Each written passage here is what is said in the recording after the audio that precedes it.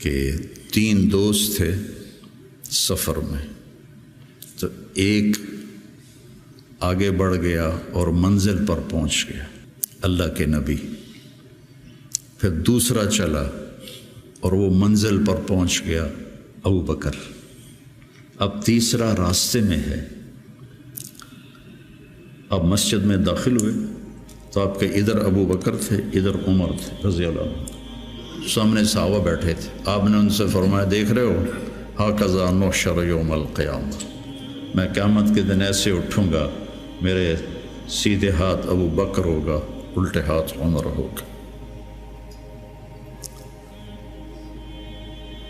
ملہم مراد، سارے مرید ایک شخص مراد، کتنے بڑے آدمی۔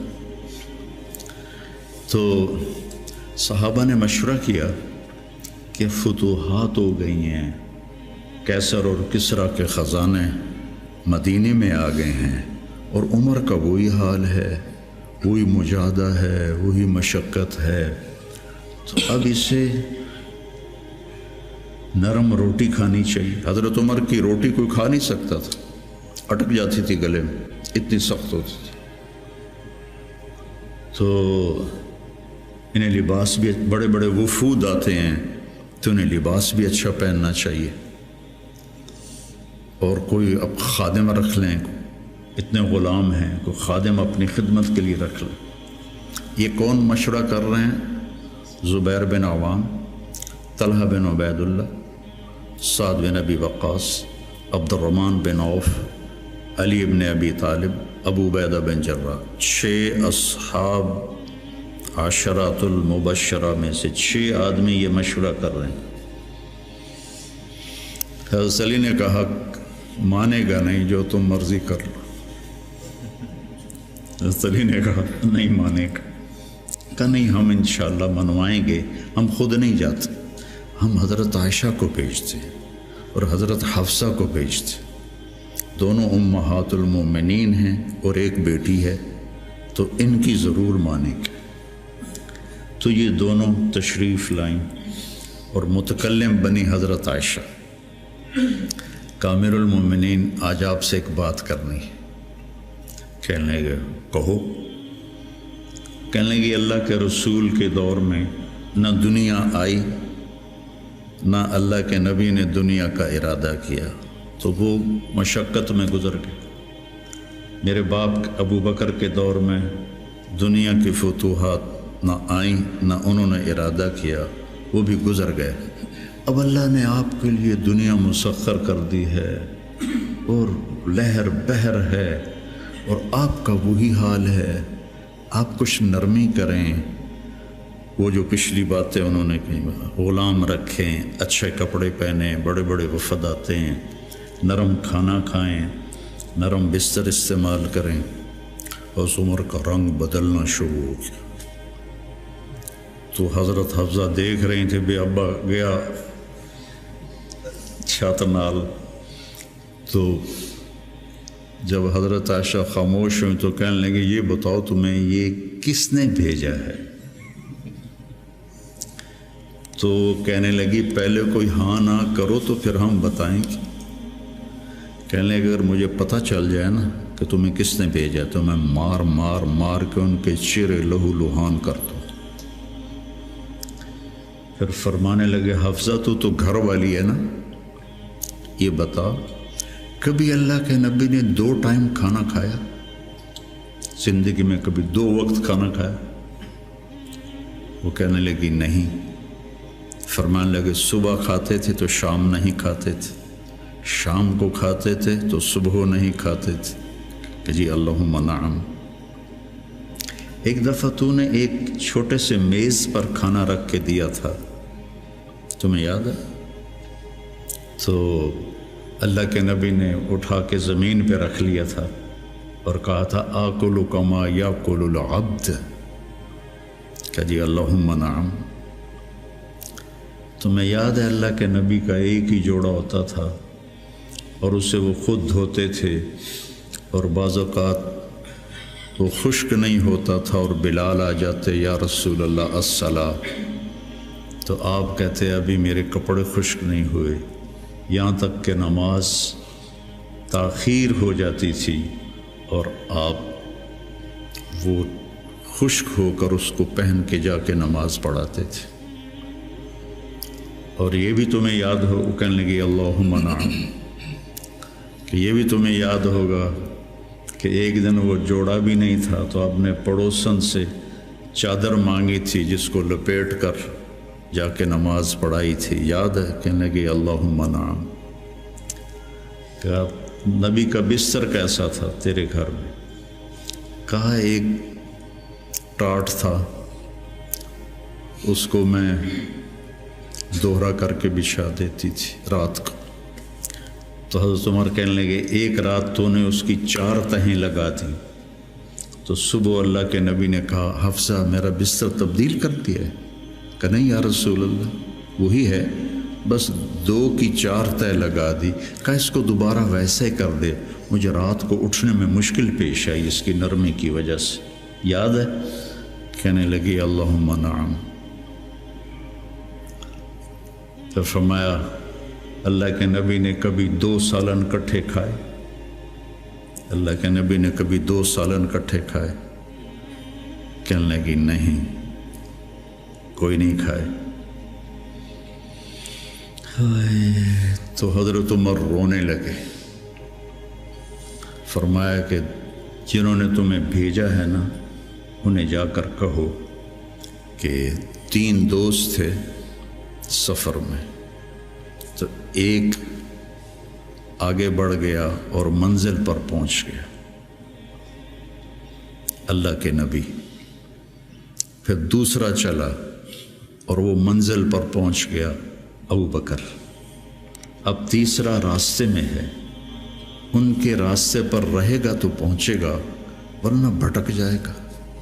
والذی نفسی بیدہ، اس رب کی قسم جس کے قبضے میں میری جان ہے، میں اپنے آپ کو اسی حال پہ رکھوں گا حتی تلحق روحی باللہ، یہاں تک کہ میں اپنے رب کے ساتھ جا کے مل جاؤں۔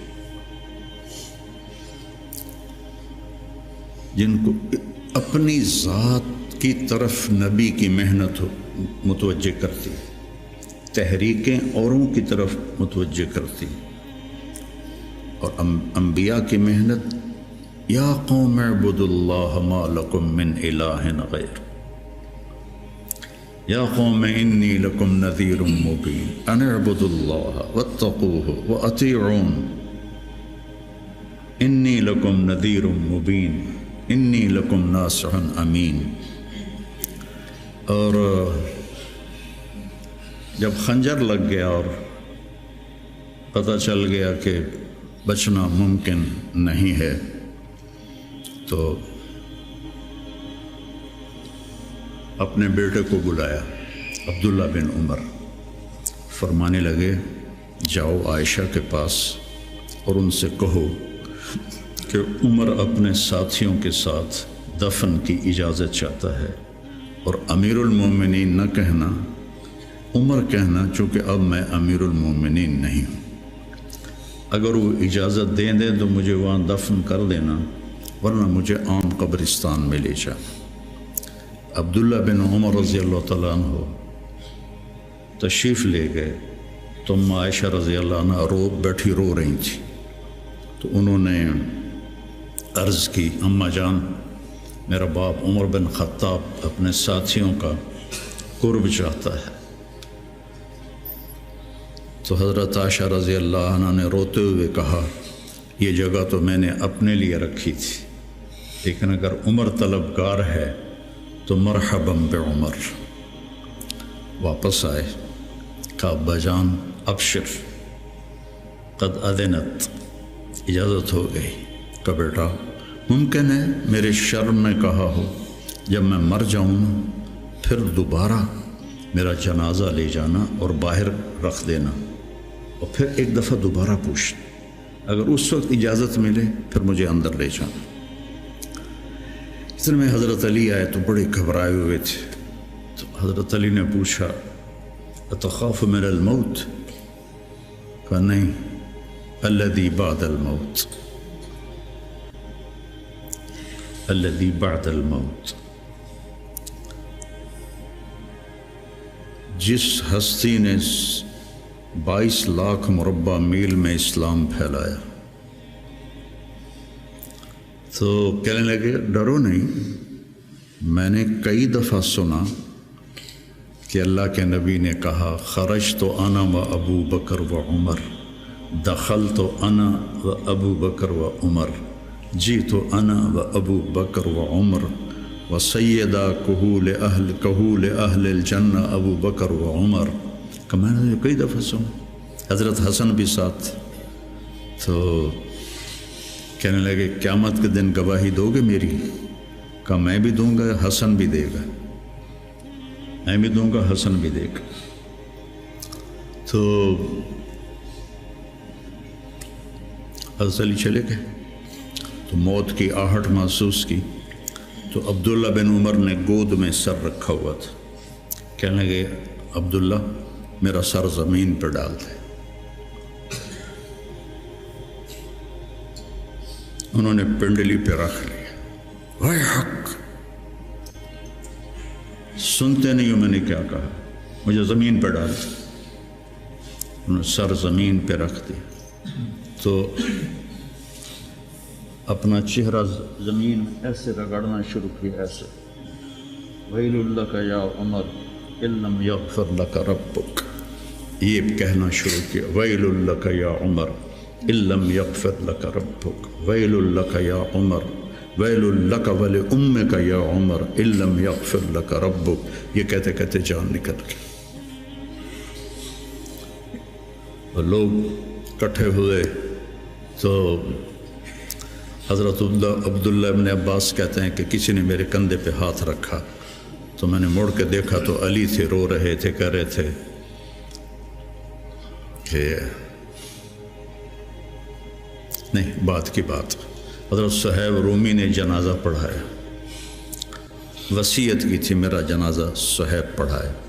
ان 6 کو تو ڈال دیا تھا نا شورا میں، تو صہیب نے جنازہ پڑھایا، جنازہ اٹھایا گیا اور آ کر حضرت عائشہ کے دروازے پر رکھا گیا، اور عبداللہ بن عمر آگے بڑھے کہ اماں جان میرا باپ حاضر ہے، اندر آنے کی اجازت چاہتے. تو عائشہ رضی اللہ عنہا نے اپنی چادر اٹھائی اور اپنے آپ کو ڈھانپا اور باہر نکل گئی. مرحبا بعمر. تو جب آپ کی تدفین ہو رہی تھی تو عبداللہ بن عباس نے کہا کہ میرے کندھے پر کسی نے ہاتھ مارا، تو میں نے دیکھا تو علی رضی اللہ عنہ رو رہے تھے، کہہ رہے تھے عمر مجھے پتا تھا تیرے سوا یہاں اور کوئی نہیں آ سکتا، تیرے سوا یہاں اور کوئی نہیں آ سکتا، مجھے پتا تھا تو یہیں آئے گا. علم کا یہ منتہا ہے. اس کو اگر ہم اپنی آپ ذات کو بیچ میں سے نکال دیں گے تو ہم گرنا شروع ہو جائیں گے. تجھے کیوں فکر ہے اے گل دلے صد چاک بلبل کی، تو اپنے پیرہن کے چاک تو پہلے رفو کر لے. عائشہ رضی اللہ عنہ موت کی سکرات میں تھی، تو عبداللہ ابن عباس رضی اللہ عنہ نے آنے کی اجازت چاہی. تو جنگ جمل کے بعد سے بول چال بند تھی، کیونکہ عبداللہ ابن عباس حضرت علی کی طرف سے لڑے تھے باقاعدہ. تو آپ کے پاس عبداللہ بن زبیر اور مسور بن مخرمہ رضی اللہ عنہ بیٹھے ہوئے تھے. تو حضرت عائشہ رضی اللہ عنہ خاموش ہو گئی، اتنا اثر تھا اس بات کا. تو ان کا حبر الامہ ہے اور ابن عم الرسول ہیں، اجازت دے دے. تو حضرت عائشہ روئے جا رہی تھی اور ان کی بڑی چادر آنسوں سے بھیگ چکی تھی، ساری چادر. جب وہ آئے تو کہنے لگے اماں جان آپ کیوں رو رہی ہیں؟ آپ کے اور نبی کی ملاقات میں صرف اتنی دیر ہے کہ یہ جان نکلے اور آپ اللہ کے رسول کے پاس پہنچ جائیں. کہنے لگے عبداللہ مجھے دھوکہ نہ دے، کاش میری ماں نے مجھے جنا ہی نہ ہوتا. مجھے بہلاوا نہ دے، مجھے دھوکہ نہ دے۔ اور اللہ کے نبی نے کہا تھا یا عائشہ انہو لیہون علی الموت ان اریتکی زوجتی فی الجنہ، عائشہ مجھے مرنا آسان ہو گیا ہے کہ مجھے پتہ چلا ہے تو جنت میں میری بیوی ہے۔ اور وہ رو رہی تھی۔ تو میرے عزیزو، اپنی ذات کو نہ بھولو، اپنی ذات کو سامنے رکھو گے تو آپ ترقی کرو گے، اپنی ذات کو بھلا دو گے اور عیب پکڑتے پکڑتے، کمیاں پکڑتے پکڑتے آپ کو اپنا آپ بھول جائے گا۔